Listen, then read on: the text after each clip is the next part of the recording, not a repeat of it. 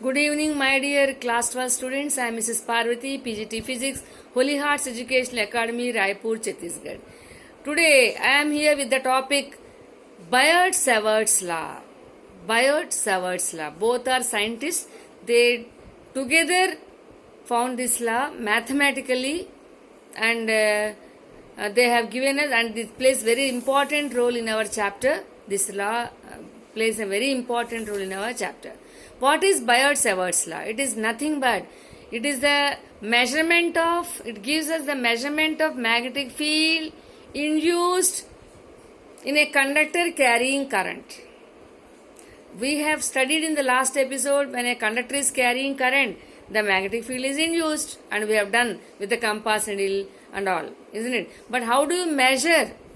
How do you measure the magnetic field? For the measurement of the magnetic field induced by a current carrying conductor of small lengths, he has given here. And symmetrical currents, if it was. Symmetrical means constant current, uniform current. Current should not vary. Okay. Then this law, Biot-Savart's law, nothing but it gives the magnetic field induced due to a current carrying small conductor for symmetrical currents. Right? Then they have defined, and let us study all these things here. What is Biot-Savart's law and all? Take a conductor in this way.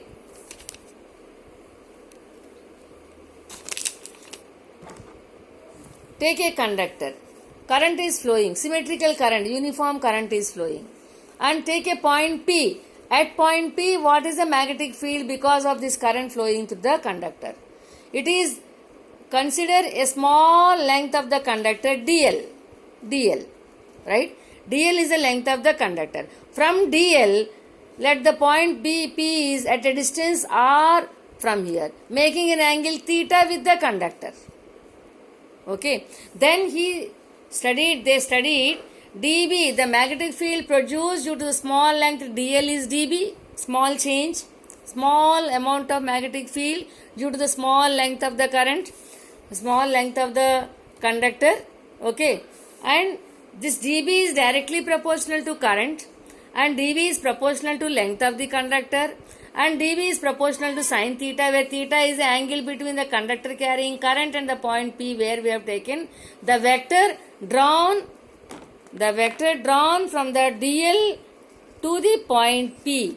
It is a vector drawn. Okay. And also, so combining all these statements, and it is inversely proportional to distance from the point DL to the point P here, R.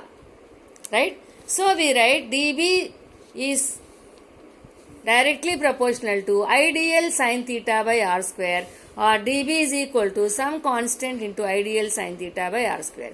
The value of K is 1 in CGS, and the value of K is mu naught by 4 pi. Its value is 10 raised to minus 7, where mu naught is magnetic permeability of air or vacuum, air or free space. Like electrical permittivity of epsilon naught air or free space, this is magnetic permeability of air or free space. It is the capacity of the medium through which the magnetic field lines passes through it. That is called magnetic permeability here. Okay, magnetic permeability. Next. So after that, joining all these statements, we are getting mu naught by 4 pi IDL by sine theta, IDL sine theta by R square, where mu naught I have already explained. This is the mathematical form of Biot-Savart's law. If the conductor is placed any medium, then dB is equal to mu naught into mu R upon 4 pi IDL by R square sine theta, in this way here. Got it? Yeah. Because currents are this law is applicable only for symmetrical currents, and symmetrical means uniform currents, and also for small length of the conductor, not infinite length of the conductors here. Got it? Okay. And it cannot be verified experimentally. Why? 1 mark question in the board examination. Why Biot-Savart's law cannot be verified experimentally in the lab? Because it is applicable for small currents and small conductors, which are not possible to consider in our laboratory. We have got some finite length and we have got some finite currents here. That is the reason it is not possible here. Okay, now how do you find the direction here? Simple, we have done right hand thumb rule. If you hold the conductor like this,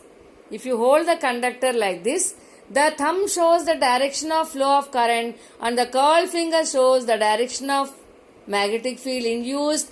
Curled fingers and thumb are perpendicular to each other, always perpendicular, because dl cross r is always, the vector dl cross r is all cross product of two vectors is always perpendicular to the given vector. So that is the reason here dl cross r we can write like this.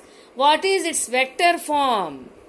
What is it vector form? Mu naught by 4 pi idl cross r vector upon r cube.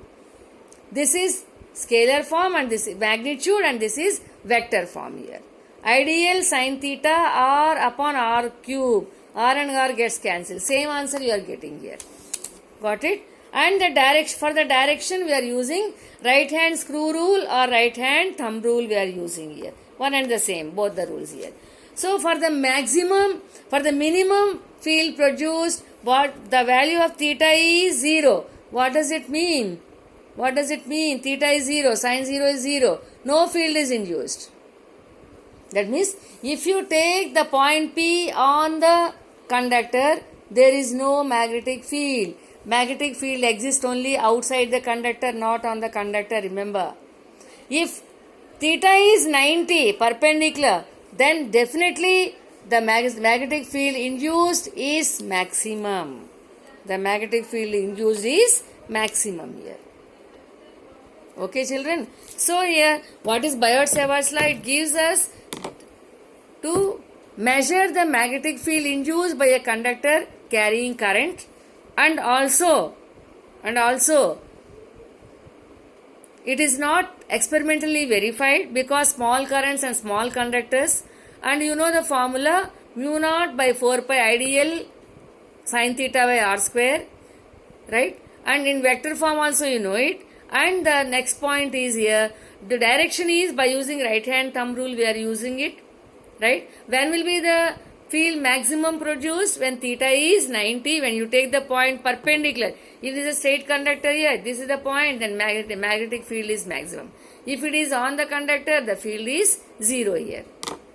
Got it? So this is about Biot-Savart's law. In next class, we will do the applications of Biot-Savart's law. See you. Bye-bye.